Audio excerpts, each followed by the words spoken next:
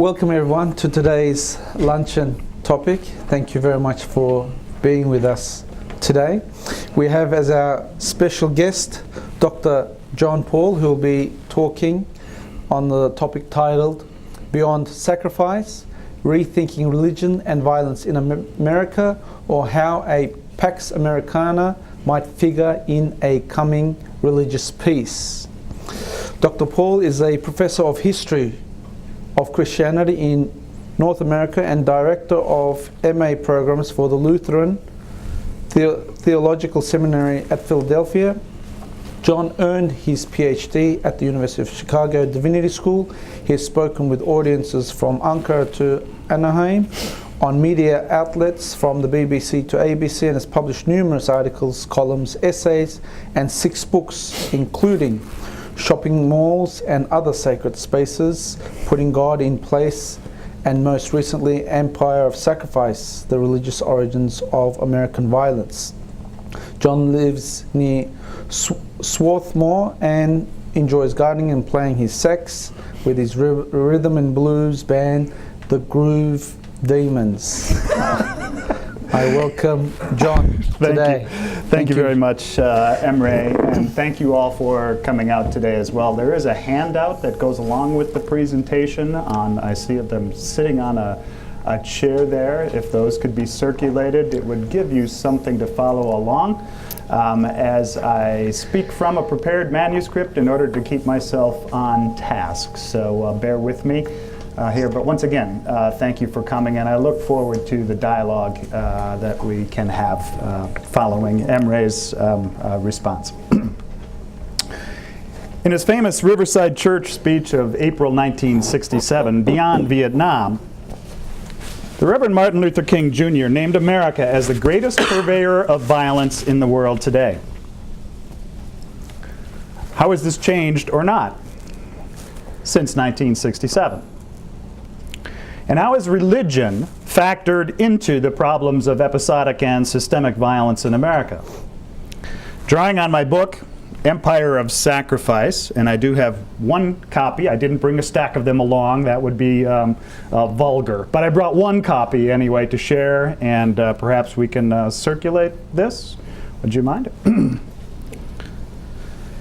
In that, following on the argument in that book, I will suggest some necessary rethinking of the categories of first violence, then religion in American history, with an aim to move the nation and its domestic and foreign policies beyond sacrifice. Such a move may, in fact, already be underway toward what I call, in the working title of my next book, A Coming Religious Peace. This peace builds on trajectories evident in many places, including in the Hizmet movement associated with Fethullah Gülen.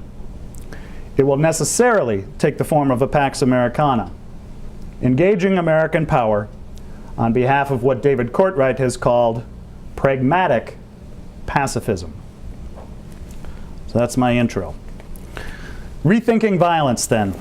What led Martin Luther King Jr. to accuse America of being the greatest purveyor of violence in the world today was, of course, primarily his lived experience as an African American raised in Jim Crow America.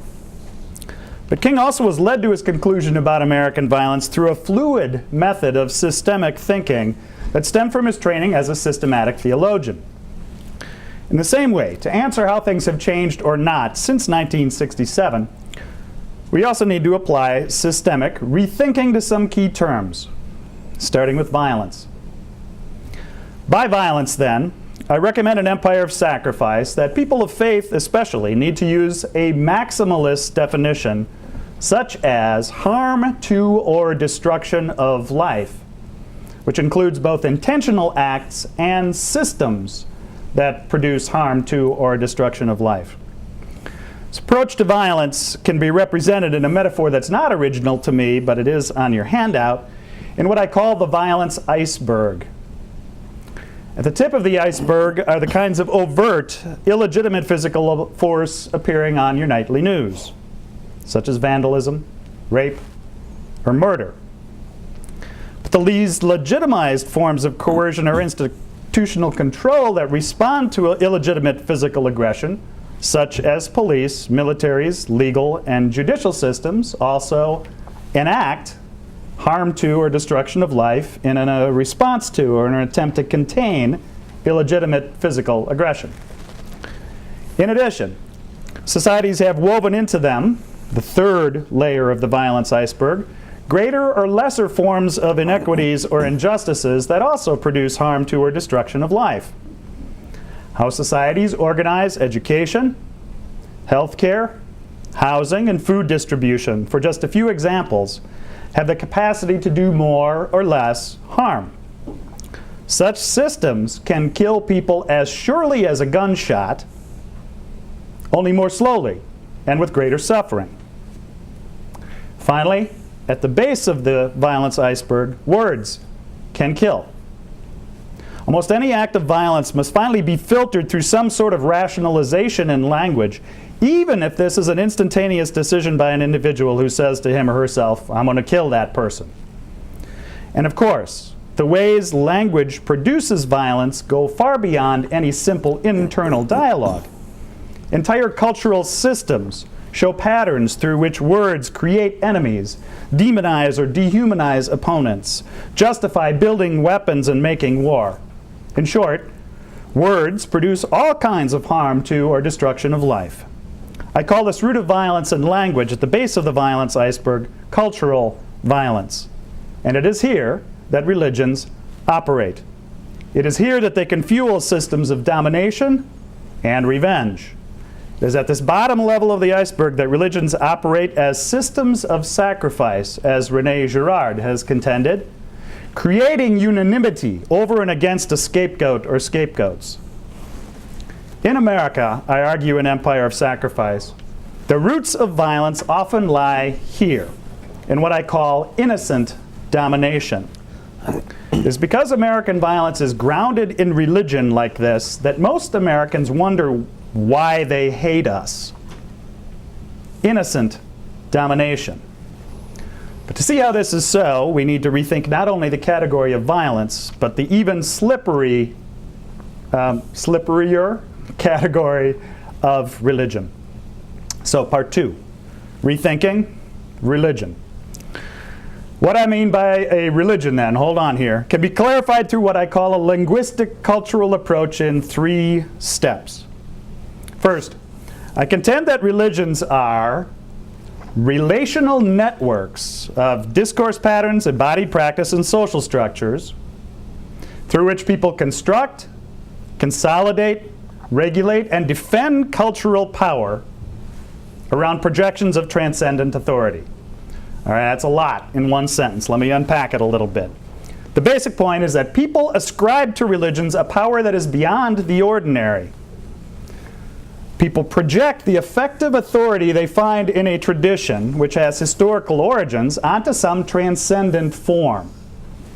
This might take the form of inventing or accepting language to describe gods or a god. Or it might take the form of accepting the truth of a principal practice or some other element of culture uncritically.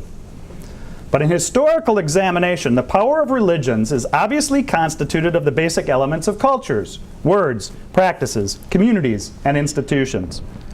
Religions do not, generally, have armies of their own. Their power is cultural. Secondly, the projections of transcendent authority that mark religions compress or condense collective desire and displace historical and material contingencies into demonstrably continuous forms. In short, religions are selective. They condense experience into symbols. More specifically, though, religions condense desire. People expect something from religions. What they expect is articulated in various displacements of the contingent and wildly variable material objects of desire for food, shelter, affection, and so forth, into durable, if not eternal, forms. Most notable, again, are the ways that religions depend on language, sacred words or sacred texts. God has a lot of work to do for people. But if languages constitute the building blocks of any religions, the most visible manifestations of these compressions and displacements of desire are the enduring institutions associated with religions, the sects, tribes, rituals, hierarchies, and so forth, that regulate discourses and practices, that police community boundaries, and that claim for themselves some status or efficacy beyond the ordinary. Thirdly, then, from this foundations of what religions are, as relational networks that condense desire and displace contingencies onto projections of transcendent authority, I contend that the primary function of religions, what religions do, is to eliminate things. More directly, I believe religions exist as the cultural equivalent of biological and ecological systems of elimination. Just as rains and rivers eliminate ecological waste and digestive systems operate biologically, so do religions exist to limit cultural options for people. Put provocatively, religions waste desire or waste time and space. This is not, as one early reader of my argument put it, to say that religions are shit. Religions exist, again, as the cultural equivalent of environmental and biological systems of elimination. And just as most people are grateful for a gentle rain, flowing rivers, and a functioning liver, so too can this linguistic cultural approach to religions open up the potential to see how religions are not only culturally valuable, but perhaps even necessary. For the ultimate horizon of this linguistic cultural approach to religions is to suggest that at their limits, or in their fullest development, religions exist to eliminate violence. Let me say that again. Religions exist. Humans created them to engage symbolic systems in the elimination of violence. If this approach to religions makes sense, and I'll welcome your feedback on whether it does or not, it clarifies why religions have so often produced violence. That's the problem they're designed to solve, on the one hand, and why we see religious violence as a particularly scandalous form of hypocrisy. In attempting to eliminate violence using a cultural resource such as language, which is notorious for its slipperiness and liability to abuse in various forms of prevaricating and bad faith, religious agents can forget, neglect, fail to focus on, or otherwise compromise with the core project of their tradition, and instead wind up producing, legitimized, perpetuating, or participating in violence. It is precisely this process of forgetting, neglecting, and so forth that marks religious violence in American history, what I call, again, innocent domination, or violence without malicious intent on the part of perpetrators. And even more, across historic religious traditions, and especially in American history, a sort of self-corrective process that seeks to eliminate violence once it recognizes complicity with it is also part of the historic record. And this is what I call a coming religious peace. In this historical process, the innocent domination of sacrificial religion gives way to religious participation organized around trust, as embodied in durable and identifiable practices. But since I haven't written this book yet, I can't give you all of the details or examples. But I have developed, on the basis of the historic examples, 5 peace principles to share, what I call the peace-building pyramid. And this is the second of the elements on the handout. So, section 3, beyond sacrifice, the peace-building pyramid and the promise of Hizmet. The pyramid can be read as the opposite or inverse of the violence iceberg. At the top is the level often taken to be fundamental in peace studies, the existence of a government or other collective that ensures the security of people by establishing the rule of law, providing for the common relief in the face of natural or other disasters, placing limits, if not establishing a monopoly on the exercise of force, and perpetuating itself according to some recognized legitimating structures.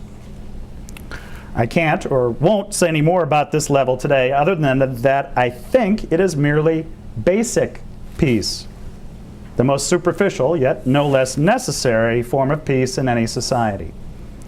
Same is true of what I will say about the second level of the peace-building pyramid, namely, I won't say much, other than that the ways a society allocates resources and organizes power in policies and practices is obviously a crucial component of peace building, and this is what I call policy peace.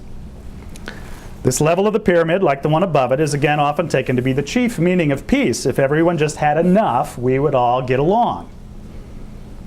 Alternatively, policies are often seen to be the chief obstacle to peace. Wars are supposed to be fought over this or that resource, or the way some policy prevents someone from access to a particular resource.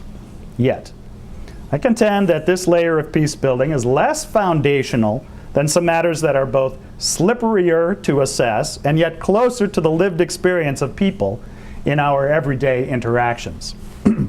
That is, finally, I'm persuaded that peace among humans is learned behavior. You could also call it an ethic or moral vision. Peace is learned behavior that emerges from cultural sources that reduce, in the end, to trust. Around most of the world, those cultural sources that promote trust are best characterized as religious. Or in other words, our religious traditions are either the greatest obstacle to peace or its greatest potential source. I can't defend that hypothesis here. To do so would make for a very different and much longer talk. But I can introduce the 5 peace principles briefly from the empirical data for your critique and feedback. And so that's the flip side of the handout. And we'll take them one by one, again, very briefly. Point 1, coming religious peace as I envision it here means, first of all, a commitment to literacy. That is, peace happens when people are, broadly understood, capable of articulating the deep symbolic resources that promote trust in their traditions and societies. Religious peace builders demonstrate an unwavering commitment to the role of learning, education, and critical engagement of their traditions with public life, through what Jon Pahl has called pursuit of the creative act, or what Scott Appleby has described as second-order reflection. Religious peace builders, like the Hizmet movement inspired by Fethullah Gulen, build schools that integrate scientific knowledge with spiritual wisdom, embracing critical and constructive rationalities, linking the deep articulations of truth in historic traditions with empirical truth in social and natural sciences. Secondly, religious peace builders engage practiced means, which is another way of saying that peace happens when people imaginatively practice or apply the discourses, doctrines, teachings, myths, stories, and rituals of their communities in ways that prevent harm to or destruction of life and that promote trust. Religious communities are, of course, generally founded around exactly these kind of repeated practices. Such practices do not, furthermore, indicate the absence of conflict. Instead, they surface conflict for intentional, disciplined, and nonviolent engagement. Gandhi's Ahimsa and Satyagraha are classic examples, of course, as is the emphasis on tajdid, or renewal of Sufi Islam, and other practices in the Hizmet movement associated with Fethullah Gulen. Thirdly, religious peace builders demonstrate empathy on a personal level and what we might call interdependent sociability on the collective. That is, peace happens when people foster solidarity, compassion, cooperation, and mutuality in their relationships.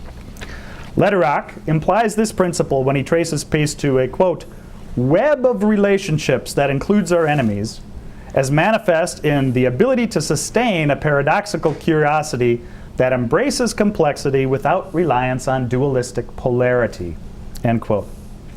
More simply and elegantly, Buddhist peace builder Thich Nhat Hanh calls this principle interbeing. René Girard might say an empathetic society is one without scapegoats, and Hans Küng would probably trace this facet of peace to the global ethic across religious traditions he has advocated that features 4 commitments: to respect life, to solidarity and justice, to tolerance and truthfulness, and to equal rights between men and women. In Hizmet, Fethullah Gulen's advocacy for tolerance and interdependence is well known, And the Hizmet movement has an explicitly empathetic wing in Kimsa Yakmu, a social service and relief agency. Fourth, religious peace builders practice what we might call grounded pluralism. Peace happens, in other words, when people are secure in their institutions and traditions, when those traditions are clearly distinguished from and often critical of systems of physical force, and when those traditions and institutions are internally and globally pluralistic. Peace-building religious communities feature an ongoing argument, as Scott Appleby suggests, where authority is bounded and charisma routinized, as Max Weber long ago discerned. Finally, such communities of peace builders recognize what Rabbi Jonathan Sachs has called the dignity of difference. Or as Fethullah Gulen has famously put it, quoting Saeed Nursi, there are as many paths to God as there are people.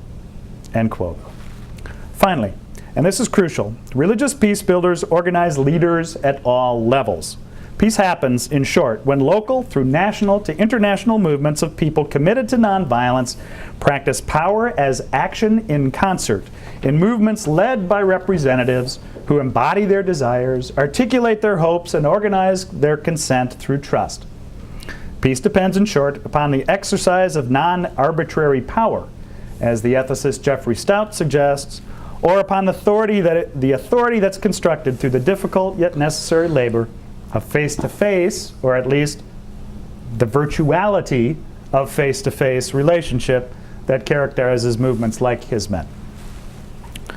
Organizing in this grassroots fashion is no easy task, as anybody who has tried to do it can attest. And this trajectory of religious peace building is fragile.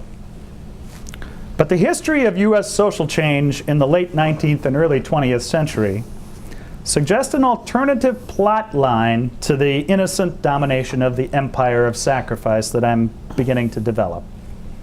If violence has escalated in America, and it has, so too have opportunities for peace.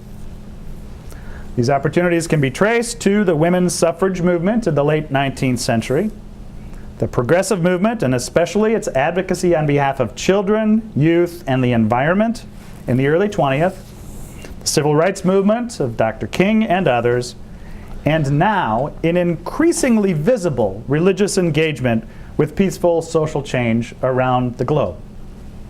Such developments suggest that such organizing religions toward a normative horizon of nonviolence and peace building is happening across traditions and contexts with truly remarkable results. This coming religious peace, as I'm calling it, is anything but a utopian or idealist aspiration. On the contrary, it means nothing more utopian than living in a society that seeks to sustain and enhance life more than it seeks to harm or destroy it. The foundation of this anything but utopian aspiration is the trust that is the glue of any functioning social interaction already, anywhere, anyway. Of course, there will be situations where trust is broken. Students of peace building and conflict resolution have been studying those cases too, and have developed practiced means of reconciliation and conflict resolution that apply peace principles insofar as possible.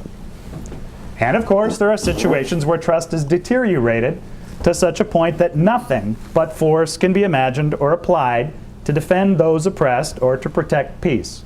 This is what Courtwright means by pragmatic pacifism. But across traditions, in concrete engagement with world affairs, from India to Birmingham, to Gdansk, to Hanoi, to Cape Town, to Monrovia, to Istanbul, peace is coming out of religious communities and religious organizing efforts in ways that can no longer be ignored. So, my conclusion. What's changed? A coming religious peace and a Pax Americana. So, to conclude, what's changed since 1967? It remains a half-truth that the United States is still the largest purveyor of violence in the world. That's not a value judgment. It is a fact. can be documented by empirical comparisons of military budgets and bases, stockpiles and sales of weapons of mass destruction, and participation in conflicts around the globe. And as I argue in Empire of Sacrifice, this violence has roots in religion, and especially in what I call the hybrid traditions of American civil or cultural religion that foster innocent domination. Innocent domination is operated especially in America along the lines of age, race, gender, sexual orientation, and nationalism, with quite real and devastating consequences in the lives of young people, racial minorities, women and sexual minorities, and foreign others. But I undertook this research not because I hate America. Far from it. I undertook it because as a scholar, it's my vocation to study religion critically.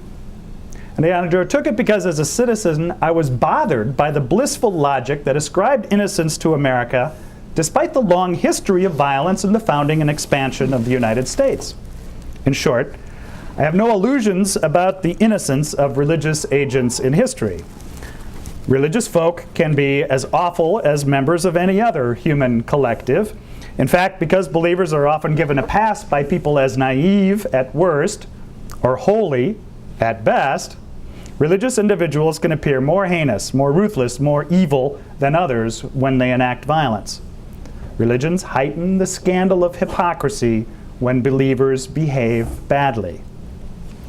Yet to fixate only on the horrific history of religions as systems of sacrifice in America or elsewhere misses the other half of the truth. Religions hold up high ideals for human beings, which is precisely why it seems hypocritical when individuals affiliated with historic religious traditions act badly. Even more, people find peace and inspiration, in short, find cultural power in historic religious traditions. Throughout history, and especially over the course of the 20th century, there have emerged from religious communities some remarkably effective peacemakers. And most of all, over the course of the 20th century have emerged movements of masses of people, like those drawn to Hizmet, and like those I documented starting in the US, who drew upon deep wells of discourses and practices in their religious traditions in ways that articulated and put into practice forms of cultural power that have proven to be more powerful than physical force. These peacemakers and the movements associated with them have reshaped how we understand the meaning and purpose of religions, or ought to. My argument, in short, is that in these movements can be seen the historical emergence of a coming religious peace. This peace will be, of necessity, a Pax Americana.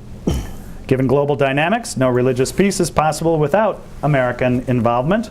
Put in the negative, one last time, American imperial fantasies and concentrated material and military forces continue to pose the single largest obstacle to global peace. That hasn't changed since 1967, or arguably, it's even gotten worse. Yet, America has also changed in other ways that are, arguably, much better than in 1967. The nation is more literate, broadly understood, with free access to a wide range of information. Citizens are more open to difference and dissent, and are practiced in participatory means. Americans are virtually, if not in fact, more globally connected and intentionally compassionate. Here, see Robert Putnam's recent book, American Grace, more grounded in pluralism, and more capable, at least in principle, of being organized on behalf of nonviolent causes. In other words, right along with the ruthless violence that has escalated since 1967 is the development of a more peace-loving and just United States that can contribute to what I'm calling a coming religious peace. My argument, now I really am wrapping up, is that there are considerable examples within American history to recognize how religious actors can be engaged in both active peace building and in the peaceful resolution of conflict, in building together across lines of Protestant, Catholic, Jew, Muslim, Buddhist, Hindu, indigenous traditions, and no traditions, what Dr. King called the beloved community. There is no guarantee that any of us will see anything but glimpses of this community in our lifetimes. Yet such a vision can sustain us. and it takes root in empirical realities. Or as Dr. King's own most profound teacher, Jesus of Nazareth, put it, those with eyes to see, let them see. Thank you.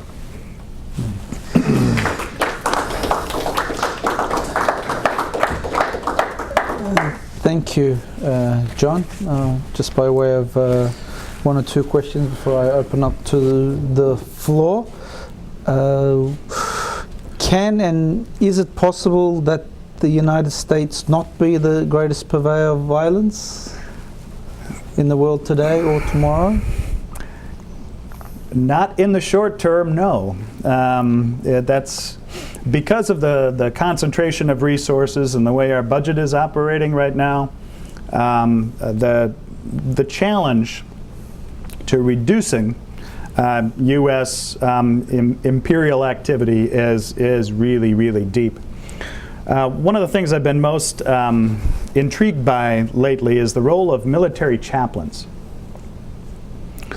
I've had a couple military chaplains who've been students of mine, and they're working on trying to build religious peace building into their work, both internally in the military, but then also in conflict situations through engagement with religious leaders in other communities. But simply the way the structures are set up right now, the military budget is such a huge portion of American society that turning that massive boat is going to be a very difficult and long project for sure. And what can be the role of non-religious and irreligious people in the coming religious peace? Yeah, well, as Dr. King put it in his vision of the beloved community, anyone with goodwill is welcome to participate, and as should be evident by now, I understand religion in very broad terms. So I'm not thinking only in terms of those who are affiliated with a particular institutional stream of tradition, but those who embody the deep ethic of peace building and the various principles are welcome to participate and will participate in the robust debate necessary in order to bring peace. So I don't mean to use coming religious peace in a way that is at all exclusive of those who are not practicing a particular tradition. Thank you. If we can take questions from the floor. I'm glad I'm not in school. But it seems to me, I'm Clark Lobenstein, the director for the Interfaith Conference, and it seems to me that the experience of people across the board, whether at the PTA or the water cooler or where I live in my neighborhood, etc., of peoples of diverse faiths and cultures, nations, is itself a great contributor to peace. And I'd like your reflections on that. No, thank you, Clark. Good to see you. That's a great point. And this is what I meant by emphasizing that peace finally is built through trust and through the ordinary lived experience of understanding others and living with others, and then even more, cooperating with them on common projects. I mean, that's really the vitality of the democratic experiment and of religious liberty in American society, that it's possible for people to come together across our differences. Just two examples of how this is playing itself out, agencies that I think are particularly good at doing this kind of thing. One is Tannenbaum, located in New York, that does programs specifically for workplace interreligious understanding, fostering interreligious understanding, Tannenbaum out of New York. And then the other is Ibu Patel's well-known Interfaith Youth Corps out of Chicago, engaging young people not only in interfaith dialogue, but also in cooperative activity, intentionally integrating practice with reflection. But you're absolutely right. Those chance encounters, those providential moments can really matter too, but there has to be the proximity and then the goodwill, the intention to engage one another peacefully for them to bear fruit.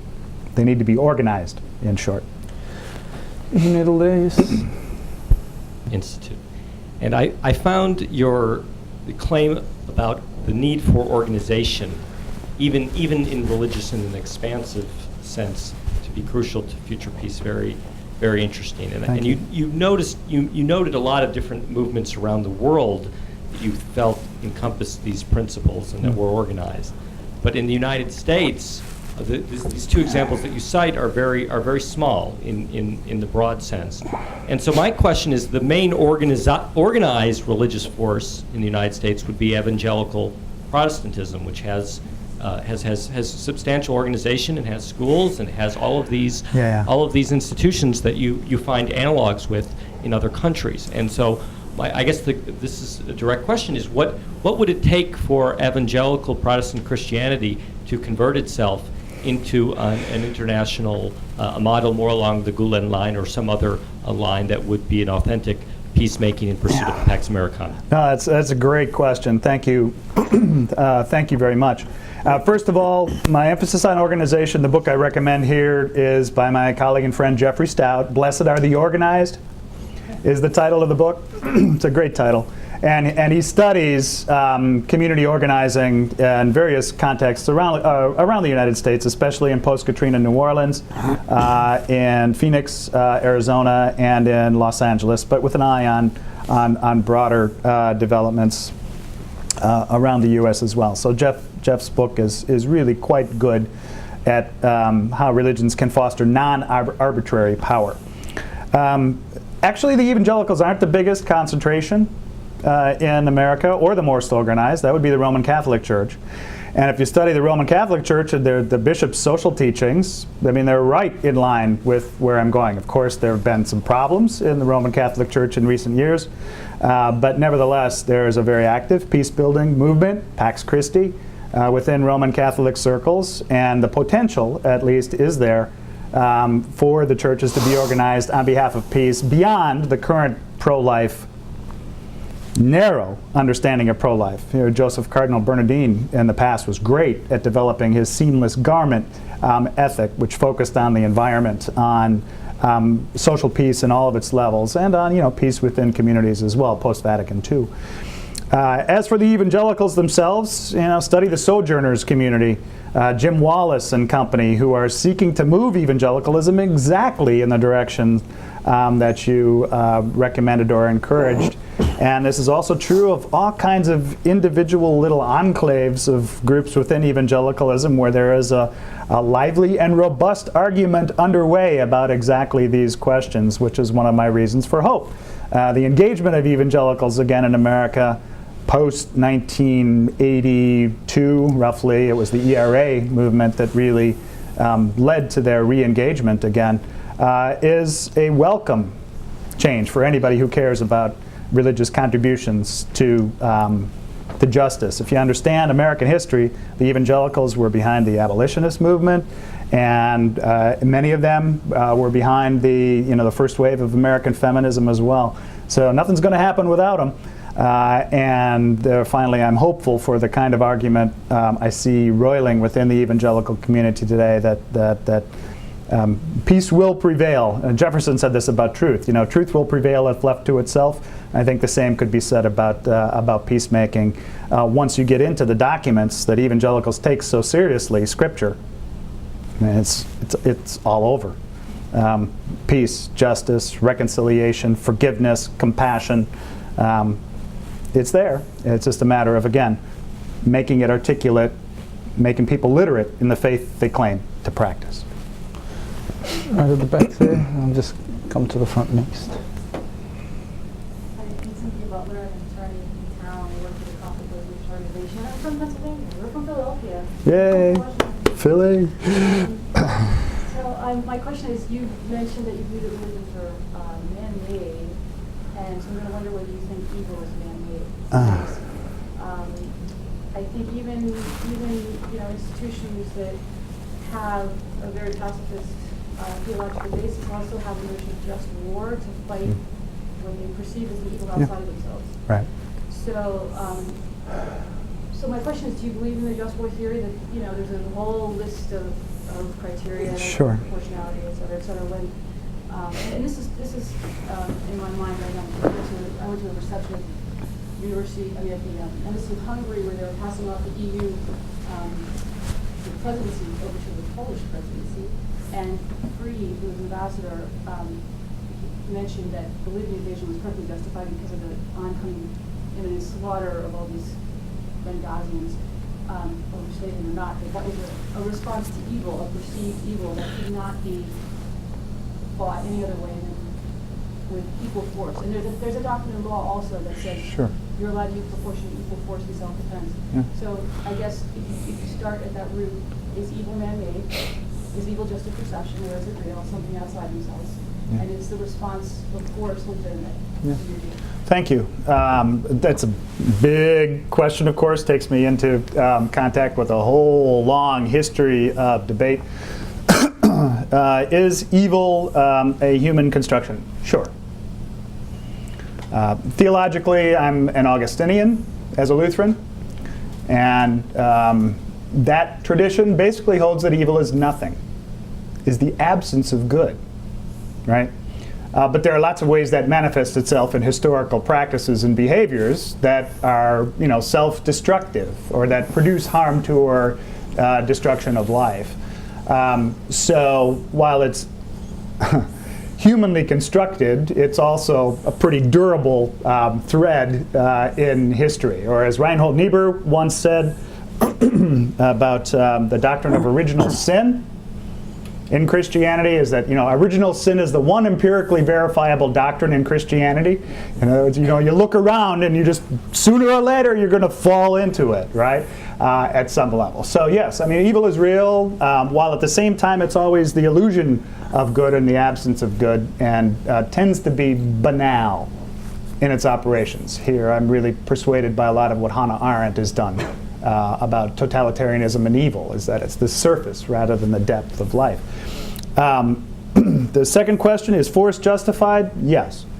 And here the book I recommend is David Courtwright's piece, A History of Movements and Ideas, in which he argues again for a pragmatic pacifism. Unfortunately, what's happened with just war theory is that it has been used to justify any and every conflict.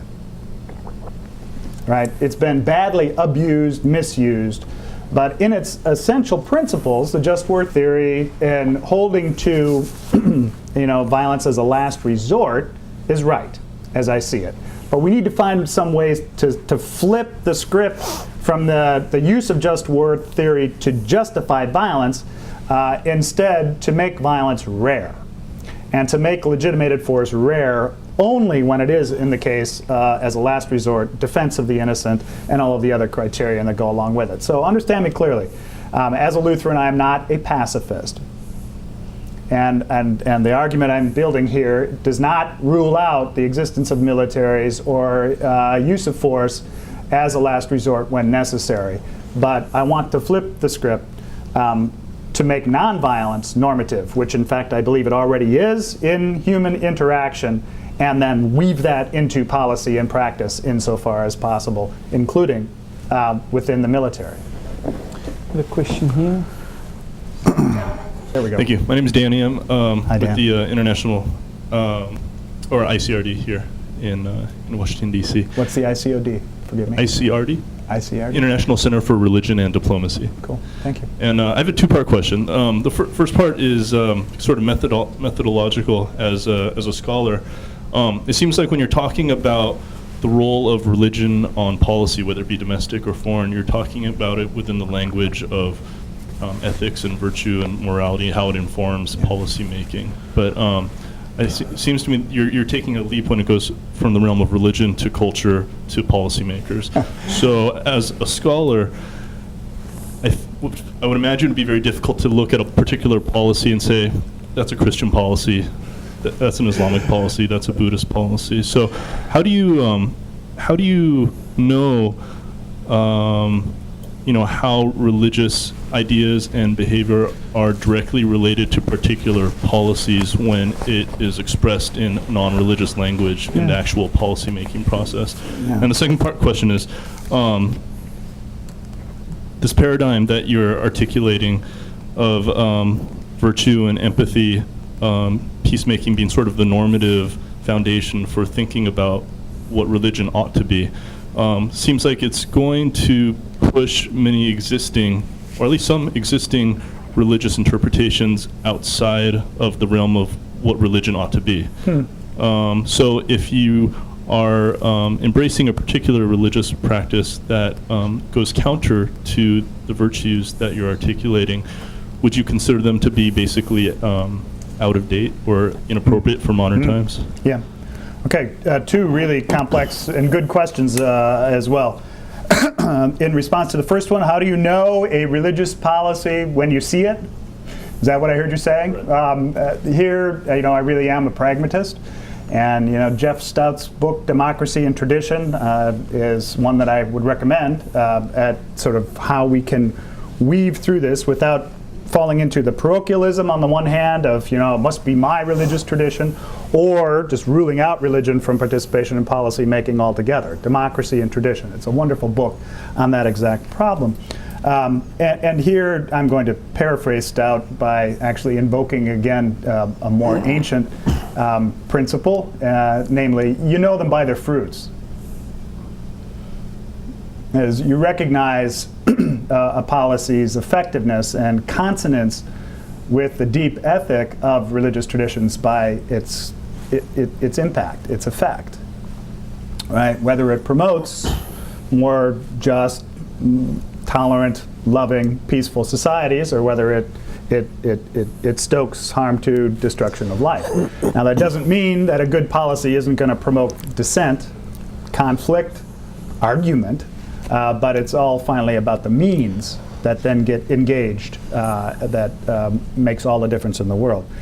As far as your second question, I'm not quite sure I'd followed exactly what you were asking, but if you're asking me whether there's a difference between good religion and bad religion, or between religious practices that promote violence and those that promote peace, yeah. I mean, that, it seems to me, is about as easy to differentiate as the difference between a glacier and a tree.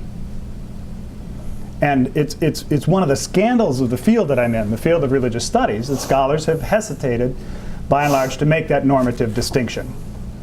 And the big distinction that we need to draw is between those patterns and practices within religious traditions that promote violence and that structure systems of harm to or destruction of life on the one hand, and those that promote peace and trust and cooperation between human beings. Now, that differentiation is a complex one, but again, it's pretty evident in the historical record and in peace and justice studies programs around the globe where religion is a component that's allowed to the table in conversation, which oddly wasn't the case up until 9/11 in many programs at least. We're beginning to discern some of these patterns.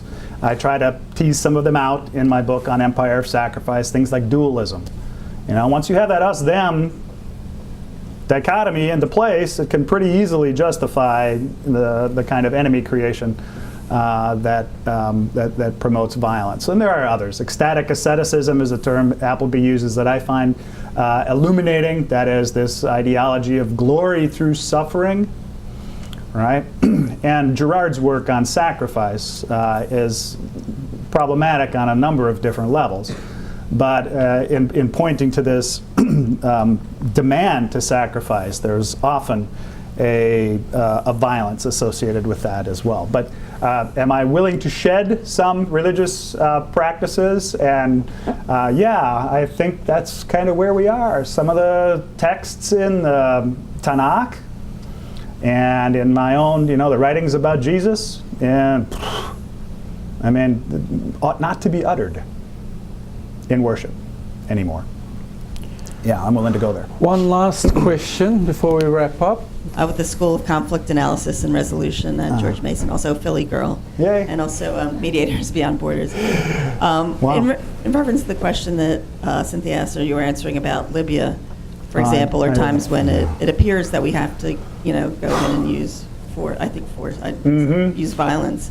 In the field of conflict transformation, it's often not understood or realized that there are interventions that could be made much earlier on that could prevent it. So, say with Libya, some of my colleagues, I'm not expert in this, with Gaddafi, like they could have done some quiet diplomacy with him, with Mandela, or giving people a face-saving way out. With Iran, after 9/11, they were having Turkey. vigils for us. They were helping us with intelligence, and then we turned them to the axis of evil. And North Korea, that during Clinton and Kim Dae-jung, we were talking about giving people a face-saving way out, dealing with basic human needs, legitimate goals, using tension reduction rather than coercion. So my working hypothesis is that there's no situation in which we can't come up with something better, applying the kind of creative resources rather than military. Well, thank you very much for that affirmation. I'm with you, while at the same time, the pragmatic side of me says there are occasions where we need to have that recourse in order to intervene, to protect those who are helpless and who don't have the kind of resources. But I agree, the emphasis really needs to be on the front end, on peace building, on the patient processes of human relationship and building societies from the bottom up that we would want to live in, finally. Yeah. On that note, John, if we can give Dr. Pahl a round of applause. Thank you. Thank you, and thank you all for coming today. Until next time, we look forward to hosting you all once again. Thank you very much. Have a lovely day.